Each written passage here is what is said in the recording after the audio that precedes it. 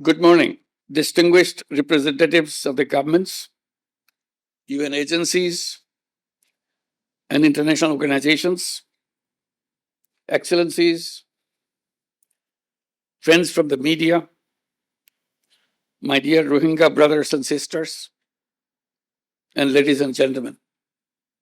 Assalamu alaikum. I am happy to speak at this very important stakeholders dialogue in Cox's Bazar today. I would like to thank all of you for your presence and participation, active participation in this very important dialogue. I come here at a very important moment in our political history. 1 year back, we have gone through a killing spree and followed by student uprising, a student-led uprising to free the country from the fascist regime. Now we are ready for another transition in our political history. We have announced the time for election. It's just about a year back, we had the uprising mixed with the killing spree. And the country has come to be stable enough and ready to have the election.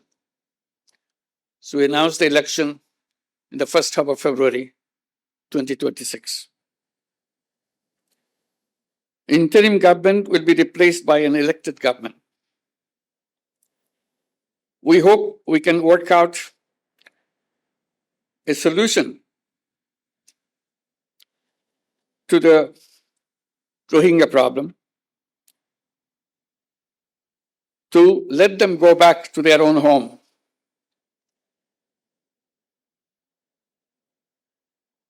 As a part of this transition process that we are going through, it will be complete when we see we have also achieved this goal to have all our Rohingya guests to return to their own home in their own environment.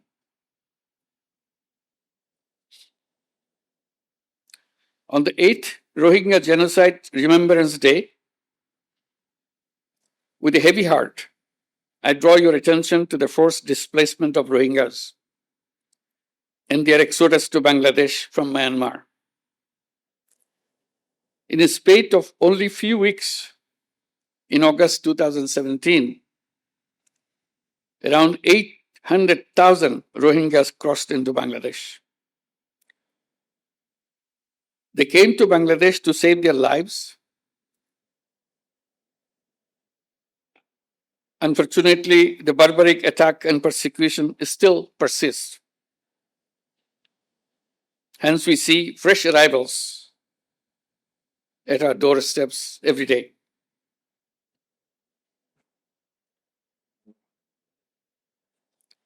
On this fateful day, it is our moral responsibility to take the right side of history and stop the armed actors from carrying out their horrible design of ethnic cleansing of the entire Rohingya population.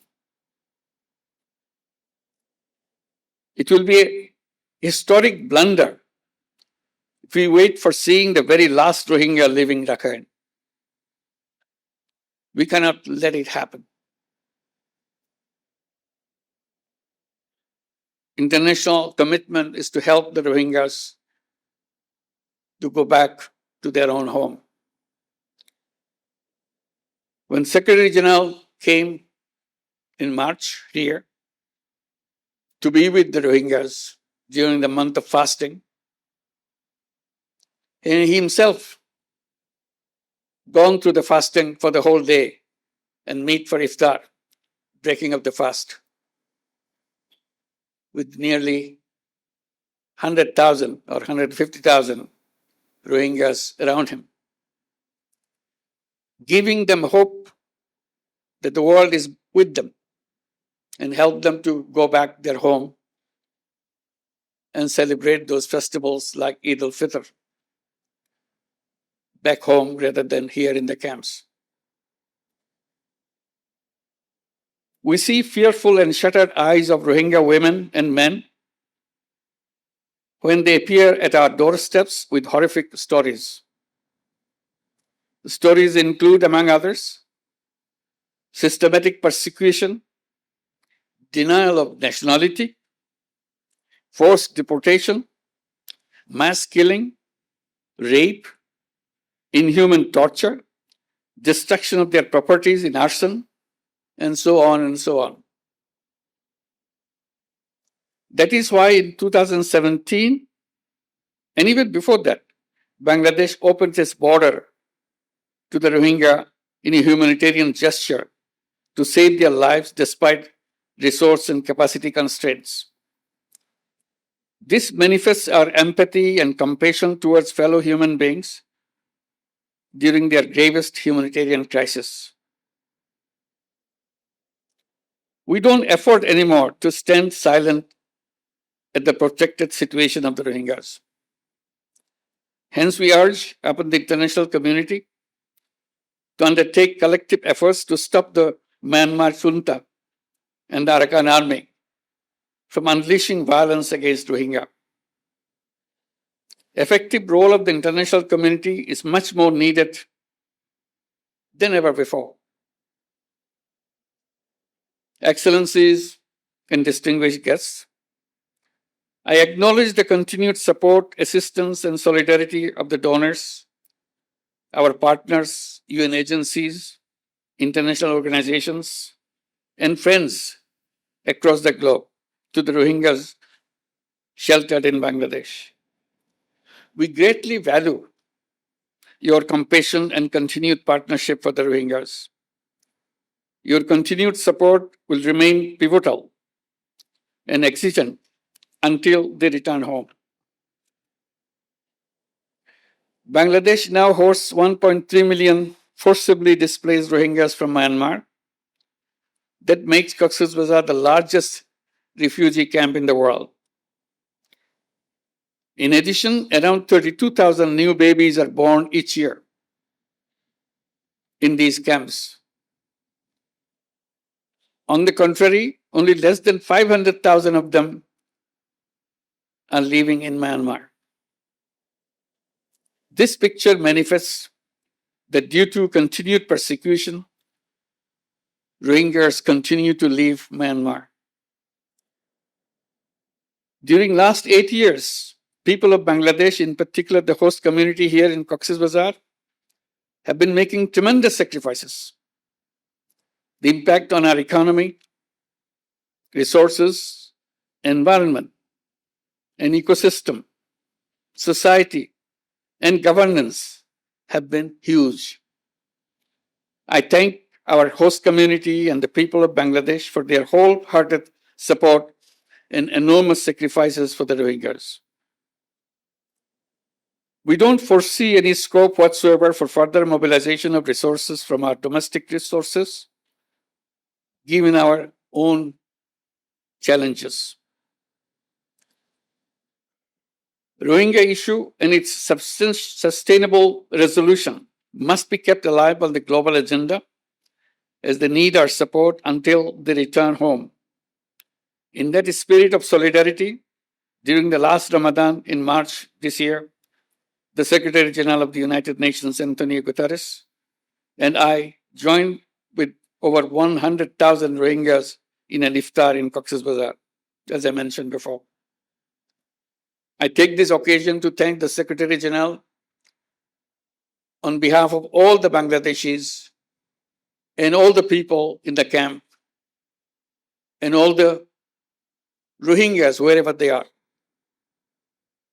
That was a wonderful gesture he did and uplifted the morale of all the people in Bangladesh and the Rohingyas, particularly around the world.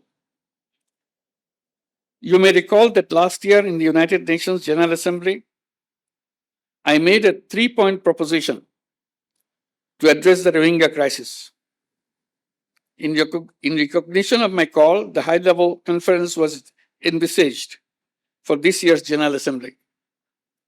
I hope that this dialogue here in Cox's Bazar will contribute substantively to the conference in New York in shaping the roadmap for an expedited and permanent solution of the Rohingya crisis. My Rohingya brothers and sisters, Bangladesh supports and is working relentlessly for a sustainable solution to your crisis. This dialogue is aimed at amplifying your voice in rolling out a roadmap towards early, voluntary, and sustainable return to your homeland. Distinguished participants, it is not only the responsibility of Bangladesh, but also of the international community to share the burden of the Rohingya crisis, to reflect on the possible solutions, and to play an active role in implementing them. In going forward towards these objectives, I propose the following 7 points. First point, umbilical relationship of Rohingyas with their homeland cannot be severed. So their right to return to their own home and homeland has to be secured. Therefore, we urge all parties and partners to work hard for charting a practical roadmap for their speedy, safe, and dignified, voluntary, and sustainable return to their homes in Rakhine as soon as possible. We must not be held hostage to mere rhetoric. The time is for action right now. Second point, undiminished contribution of donors and humanitarian partners is essential to ensure continuity of life-saving programs. We make an appeal to the international donors to enhance their commitments in order to fill out the fund gaps in the Joint Response Plan of 25-26. At the same time, we urge upon the stakeholders to undertake consolidated efforts for adequate and sustainable funding for future as well. Third point, all acts of violence against Rohingya must cease immediately.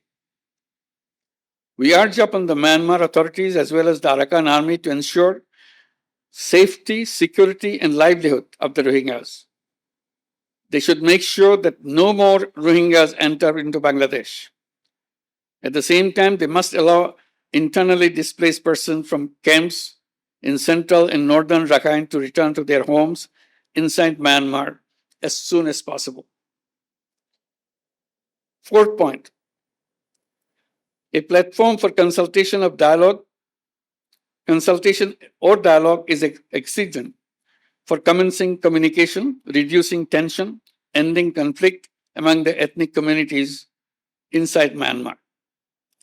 We urge upon Myanmar government and de facto authorities in Rakhine to constructively engage in dialogue with the Rohingyas to promote reconciliation among themselves, restore rights of the Rohingyas, and facilitate their speedy repatriation back to their homes. Fifth point, role of the international community, in particular ASEAN and countries in the neighborhood, is indispensable to create conducive environment in Rakhine. We all support all international efforts to this end, including ASEAN's 5-point consensus. We urge upon the international community to be more active in advancing peace, security, and stability in Rakhine and in the neighborhood. We need to address and combat transboundary organized crimes, including human and drug trafficking, smuggling of small arms, and criminal activities that impact peace, security, and stability. Sixth point, regional and international stakeholders must continue to stand resolutely against the heinous crime of ethnic cleansing. Towards that, we urge upon all the calibrate their relationship with Myanmar and Arakan Army and all parties to the conflict in order to promote an early resolution of the protracted crisis. Seventh and the final point, we urge upon the international community to add dynamism to the ongoing international accountability processes at the International Court of Justice, International Criminal Court, and elsewhere. We urge upon them to implement the provisional measures decided by ICJ, ensure justice and accountability, and put an end to the genocide and crimes against humanity. It is timely to reflect on realizing relevant aspects of restorative justice. Dear friends and partners, Rohingya crisis emanated from Myanmar, and the solution also lies in Myanmar. All parties must act to end the crisis with greater resolve without any further delay. Your solidarity with the Rohingyas' voice could be a beacon of hope for them in reversing their marginalization and persecution as the starting point of their return to their homeland. Let us all join our hands and pronounce our determination to contribute to the dignified return of the Rohingyas, ensuring justice and accountability. I thank you all. Assalamu alaikum.